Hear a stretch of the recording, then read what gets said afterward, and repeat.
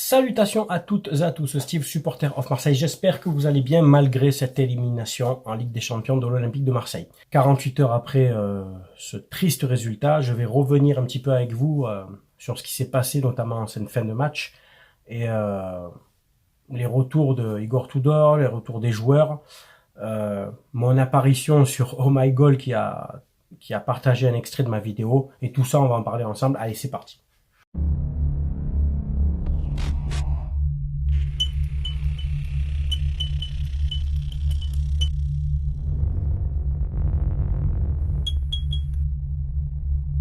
Bon, tout d'abord, le site, la page, la chaîne, appelle ça comme tu veux, que vous connaissez tous, Oh My Goal, m'a contacté à l'issue de mon débrief que j'avais fait en live avec vous mardi soir et m'a demandé s'il pouvait passer un extrait de mon débrief, de ma vidéo. J'ai dit oui, écoutez, c'est public, de toute façon c'est sur YouTube, donc allez-y, servez-vous.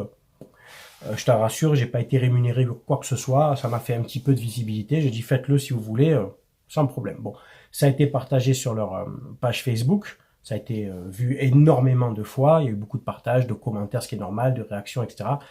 Et vous pouvez aller voir sur leur Facebook, c'est Oh My Goal France, hein, vous verrez mon extrait. Bon, il y a beaucoup de commentaires, ça m'a amusé de les lire parce que 90% c'est des gens qui ne me connaissent pas et qui se sont basés sur 3 minutes d'analyse où justement, bon, je disais que certains joueurs étaient nuls, qu'il y avait un ras-le-bol, etc.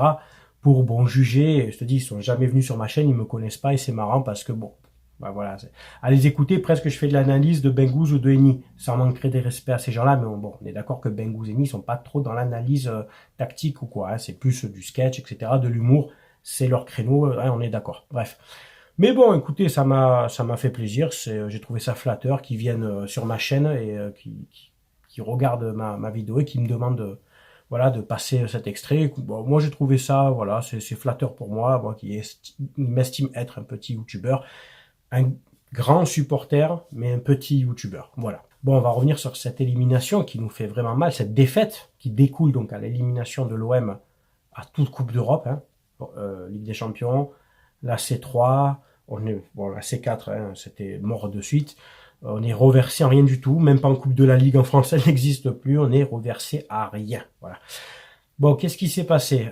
Les joueurs ont essayé d'attaquer, ont essayé de marquer ce but tellement décisif jusqu'à la dernière minute. Il y a eu une perte de balle de Guendouzi.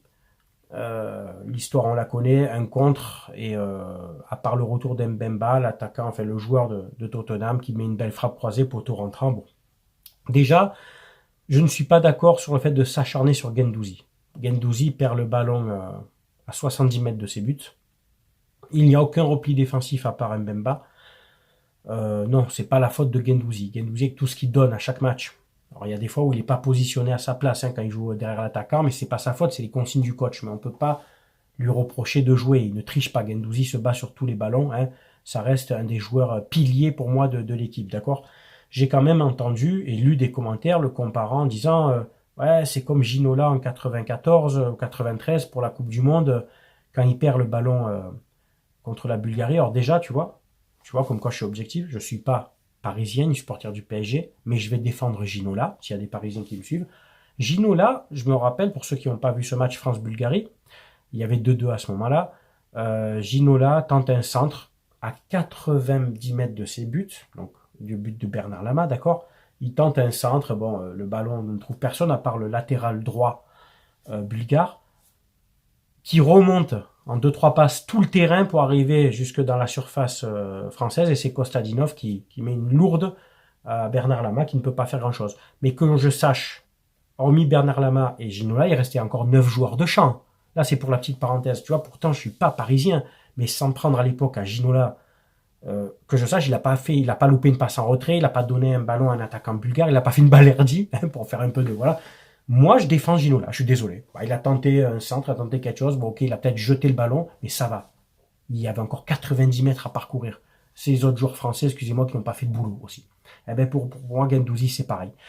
Et quand j'entends Igor Tudor dire que c'est parce qu'il y avait trop de bruit, que les joueurs n'ont pas entendu la consigne qu'il fallait plutôt fermer pour assurer le match nul et assurer la qualification en C3, là je me dis, Igor, t'es un grand malade. T'es un grand malade mental. Parce que déjà, du bruit, il y en a toujours eu au Vélodrome. Les coachs se sont toujours fait entendre. T'attrapes ton latéral le plus proche, donc Caboret. Hein. Malheureusement, c'est Caboret. Mais tu peux lui donner la consigne, dire voilà, regroupez-vous, jouez derrière. Tu peux faire des signes aussi. T'appelles tes joueurs, t'appelles, etc. Ton, ton banc peut participer, l'adjoint peut appeler. Tu dis aux joueurs qui s'échauffent aussi, afin de faire passer le message, etc. De revenir, tu fais des signes, revenez derrière. T'avais le temps. Hein. C'est pas à la dernière minute que tu t'es aperçu quand même qu'il fallait rester derrière. Et moi, je dis félicitations aux joueurs qui ont cherché jusqu'au bout, à marquer ce but. Parce qu'en attendant, Igor, si, avec des si, mais si on marque un but à la 94e, tu vas en huitième de finale de Ligue des Champions. Et tout le monde va dire, ah, Igor Tudor nous envoie en huitième de finale. Je vais te dire, vu comment ça s'est passé, eh ben, je préfère qu'on soit quatrième et qu'on soit éliminé de l'Europa League. Parce que, de toute façon, l'Europa League, on aurait fait quoi? Un tour, deux tours, trois tours, hein, comme les tours de manège, et après tu te fais sortir.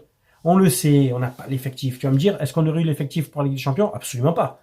Mais je préfère faire un huitième de finale de Ligue des Champions et qui sait, peut-être sur un malentendu, en ayant allé un peu de chance, quoi que ce soit. On ne sait jamais, après tout, on l'a fait. Hein.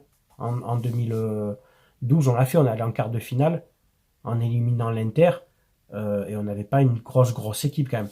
Ma foi, sur un malentendu, tu tires Porto, tu arrives à passer, tu vois, on sait jamais.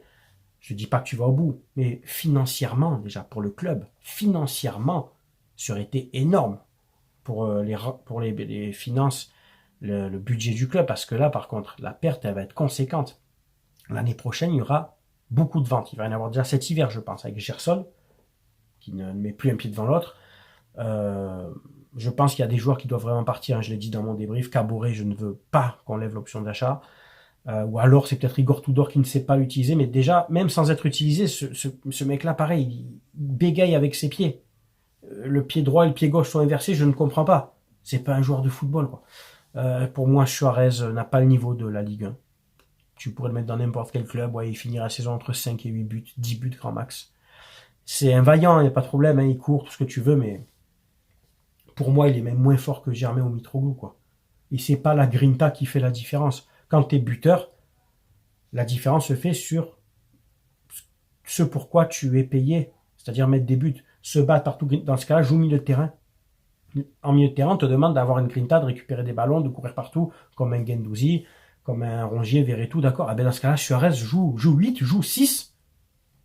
Ouais, peut-être que tu t'en sortiras mieux, parce qu'au niveau but, c'est une catastrophe. C'est une catastrophe. Sanchez trop esselé. Donc le discours de Igor Tudor, là je pense qu'il a perdu le vestiaire, parce qu'en gros c'est la faute des joueurs. Moi je dis bravo aux joueurs. Je suis quand même assez amer de cette tête de Kolasinac. Bon, il y a cette action aussi de Sanchez où il se retourne, qui frappe, c'est sorti par le genou d'un défenseur, sinon ça allait au fond, c'est pas de chance. Il y a cette frappe donc de Suarez là qui a pu passer sa frappe, putain, lui aussi, alors qu'il est frais, il vient de rentrer. Il y a eu des occasions. On a eu des occasions, malheureusement. Bon, la plus franche, c'est celle de Kolasinac. Je vais pas le mettre sur le poteau d'exécution. Hein. Il a loupé sa tête. Qu'est-ce que tu veux que je te dise?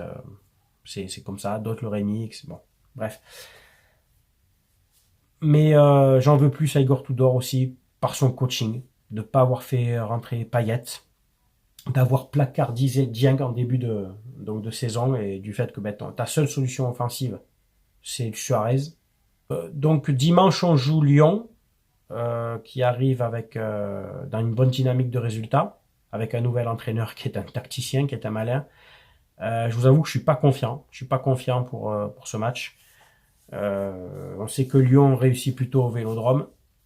Si on veut éviter de rentrer dans une crise, défaite interdite. Match nul, tolérable, défaite interdite. Mais si on veut rebondir, si on veut retrouver un peu d'ego et peut-être un petit peu d'allant, il faudra absolument gagner Lyon. Mais là, c'est une autre partie de manche. Et même si on gagne contre Lyon, je souhaite toujours le départ d'Igor Tudor, qui pour moi a fait plus qu'une faute professionnelle. Il n'a pas géré son effectif. Je crois que c'est de toutes nos campagnes européennes en C1, je parlais en C1, c'était quand même la poule la plus à notre portée. Sans manquer de respect à Tottenham, le Sporting ou Francfort, mais tu mets l'équipe de l'OM de Guéretz ou celle de Didier Deschamps avec Nyang, Brandao, tout ça, avec derrière Kaba Diawara, tu sais, Souleymane Diawara, pardon, tu te rappelles de cette équipe, mais tu sors minimum deuxième de la poule, minimum. Avec les Lucho, Chérou, tout ça, des vrais joueurs de ballon.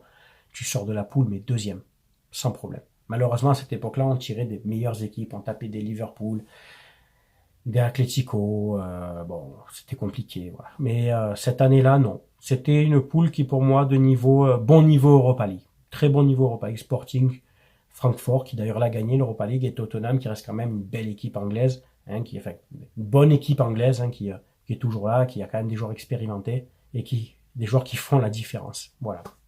Voilà, vous avez mon ressenti à froid, hein, 48 heures après cette défaite. J'en veux toujours à Igor Tudor, je maintiens. Pour moi, c'est lui qui est à 80% responsable.